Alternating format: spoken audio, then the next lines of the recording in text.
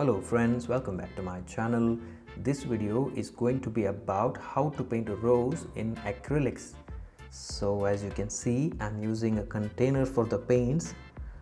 What I've done is I've squeezed all of the paints into an airtight container, so this way any remaining paints on the palette I can easily put them back into that container, so any good quality paints won't be wasted.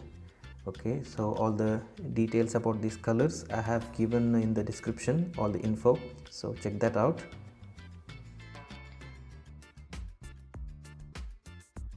So as you can see in the bottom screen, I have used a photo from unsplash.com. It is a very good website to find free photos for artists.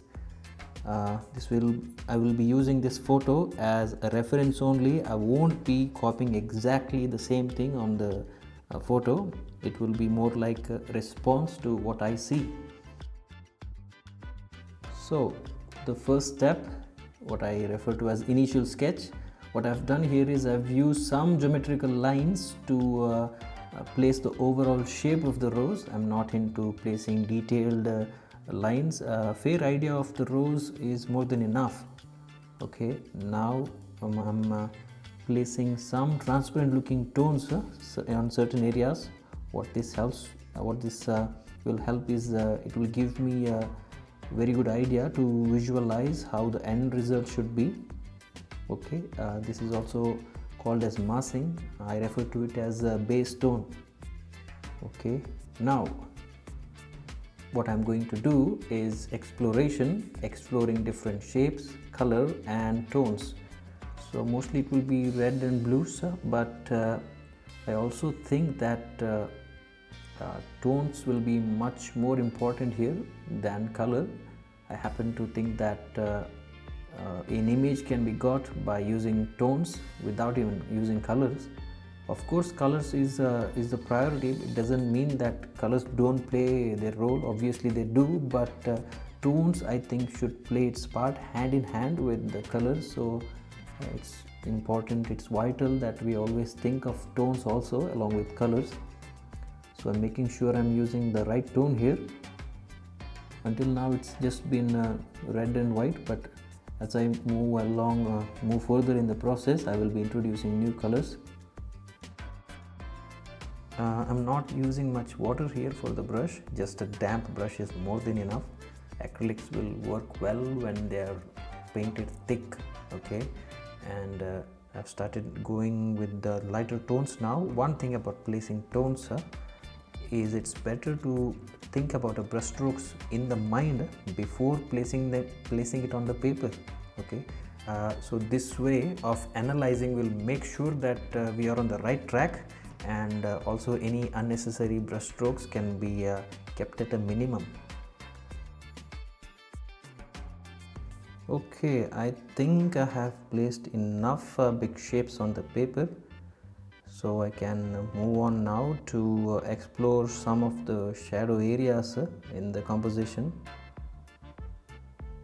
For that I'm going to use a little bit of cooler tone. I'm introducing blue now, and light purplish kind of a tone is enough, I think. So when it comes to shadows, it's better to use a little bit of crisp edges here and there, so this way the shadows will be effective and the light areas will pop out and give a very nice feeling.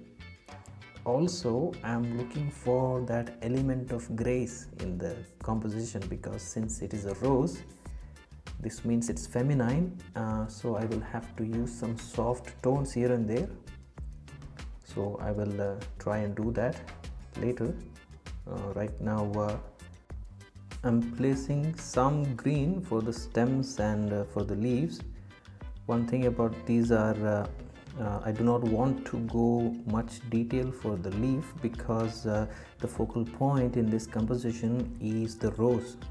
So too much detail on the leaves will create some unnecessary contradiction in the composition. So I have to make sure that I will avoid extreme detail for the leaves. Okay.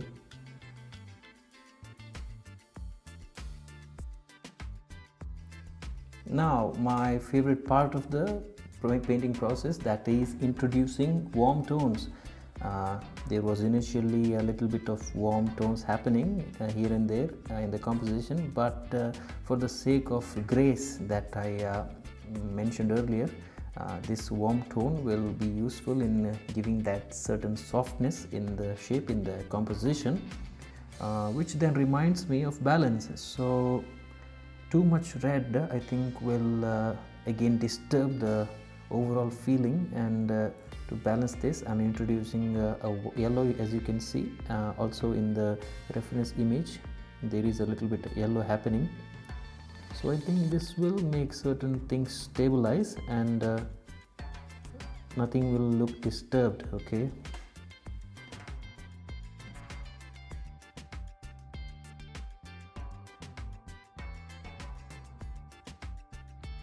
Okay friends, if you have made this far into the video, I ask that you please consider subscribing to my channel and also hit that like button.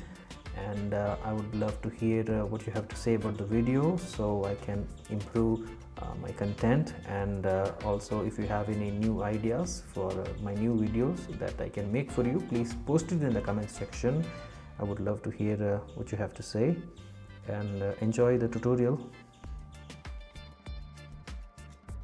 Okay, I'm going a little bit lighter on certain values, and I think I will place the highlight parts at the end after I'm done painting the leaves and the background. So as you can see, I'm providing some lighter tones for the leaves. I don't want them to be sticking in totally in the background and looking like silhouettes. A little bit shapes of the leaves in the front will add into the story of the rose. You know, just a plain rose will not look effective, but a little bit of leaves happening will make the rose look even more like a rose.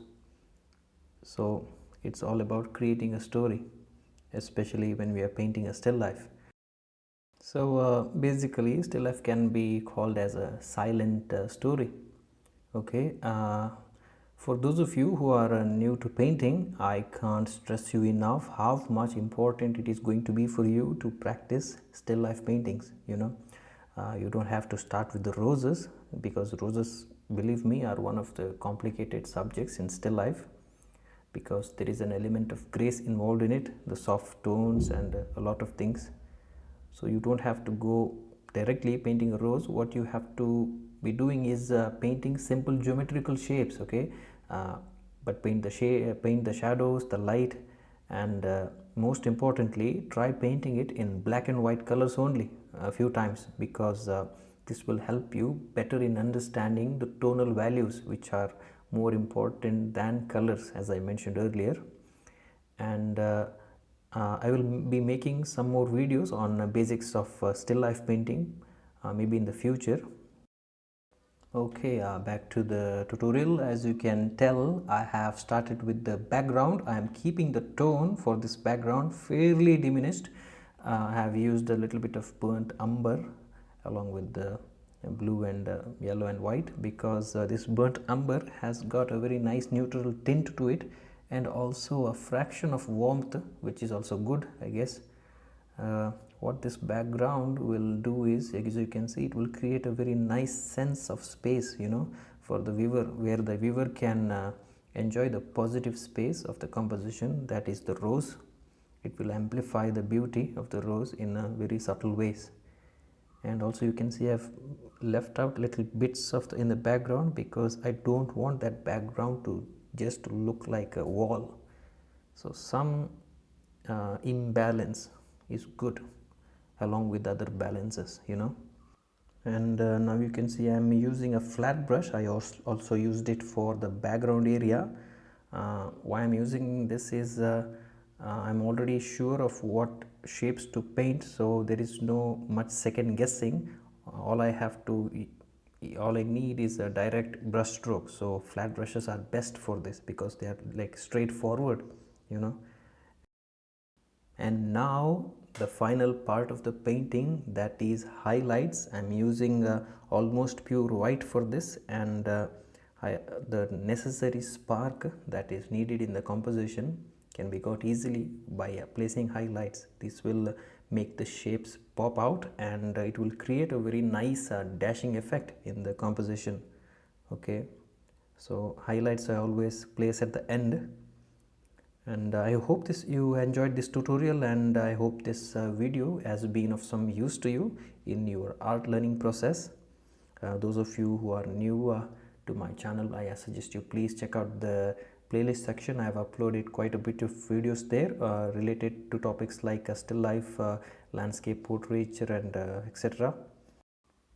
And to all my subscribers who have supported me so far, I thank you from the bottom of my heart for staying subscribed to me. And feel free to ask me anything regarding fine art in the comment section. You can check my email also in the about section. And on that note, I will see you in the next video. Thank you and take care.